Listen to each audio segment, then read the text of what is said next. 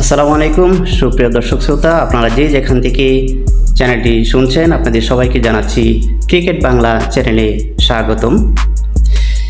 আজ আমরা আলোচনা করব বাংলাদেশ বনাম অস্ট্রেলিয়ার প্রথম ওডিআই ম্যাচ শুরু হয়েছে। এখন মধ্যবিরতি। বাংলাদেশ দল 7 উইকেটে 284 রান করেছে। এই বিষয়ে আমরা আলোচনা করব। আসুন আলোচনা করা যাক। তবে তার পূর্বে আমি অনুরোধ করছি, যারা আমার চ্যানেলে নতুন, দয়া করে আমার চ্যানেলটি সাবস্ক্রাইব করে পাশে থাকুন। তো আজকে প্রথমে বাংলাদেশ ব্যাটিংয়ে নেমে, যদিও জিতেছে অস্ট্রেলিয়া দল, বাংলাদেশকে ব্যাটিংয়ে পাঠিয়েছে। বাংলাদেশ দল আমি বলবো মোটামুটি ভালোই করেছে, খারাপ করেনি। 284 রান যথেষ্ট একটি দলের জন্য। বিশেষ করে বাংলাদেশ দল যে অস্ট্রেলিয়া দলের সঙ্গে মোকাবেলা করছে, সেই অস্ট্রেলিয়া দলটি কিন্তু পূর্ণ শক্তির নয়।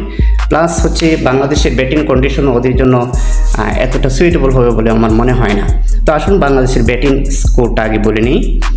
সাইফ হাসান তিনি করেছেন 6 রান, তানজিদ হাসান তামিম তিনি করেছেন 54 রান, লিটন দাস তিনি করেছেন 7 রান, নাজমুল হোসেন শান্ত তিনি করেছেন 67 রান, মুসাদ্দিক হোসেন সৈকত তিনি করেছেন 86 রান, অপরাজিত ছিলেন তিনি।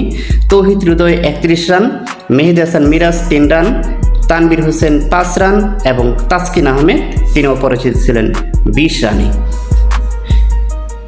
আমি যে বিষয়টি বলতে চাই সেটি হচ্ছে বাংলাদেশ দল করেছে 284 রান। আপনার কেমন মনে হলো এই স্কোরটি নিয়ে? কি হতে পারে আপনি মন্তব্যে জানাতে পারেন। আর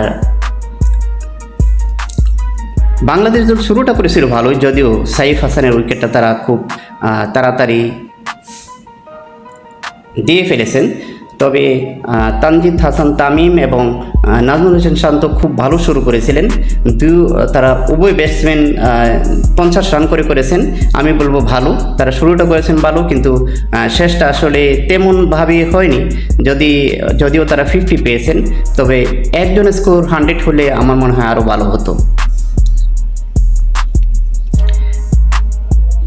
তো বাংলাদেশ দল 284 রানের পেছনে যার অবদান সবচেয়ে বেশি আপনারা দেখেছেন, আপনারা নিশ্চয় খেলা দেখেছেন। 86 রান করে মুসাদ্দিক হোসেন সৈকত তিনি ছিলেন অপরাজিত। যদিও বাংলাদেশ দলে তাকে অন্তর্ভুক্তি নিয়ে অনেক সমালোচনা রয়েছে, সেগুলি পরে বলা যাবে। তো তাসকিন আহমেদ 20 রান, এই দুইজনের ব্যাটিংয়ের উপর ভর করে বাংলাদেশ মূলত 284 রান করতে পেরেছে। তো আমার যেটা মনে হয়েছে, বাংলাদেশের যে ব্যাটিংটা হলো, যে ক্রিজে ব্যাটিং করছে, এই ক্রিজটা আমার মনে হয় যে ব্যাটিং ক্রিজ। তো অস্ট্রেলিয়ার জন্য হয়তোবা তত সহজ হবে না যদিও এই ম্যাচে জিতা, কারণ 284 রান করা যে কোনো দলের জন্য বাংলাদেশের মাটিতে, বাংলাদেশের বিরুদ্ধে অবশ্যই টাফ।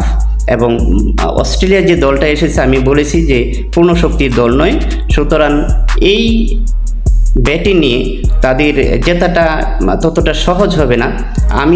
আমি আশা রাখি যে বাংলাদেশ দল এখানে জিতবে, এক কথায় যদি বলতে হয়।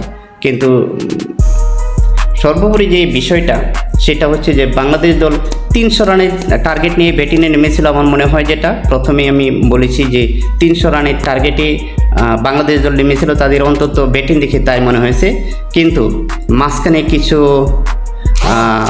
ব্যাটসম্যান আউট হয়ে যাওয়ার কারণে 300 রান হয়নি, 300 রানের কাছাকাছি হয়েছে।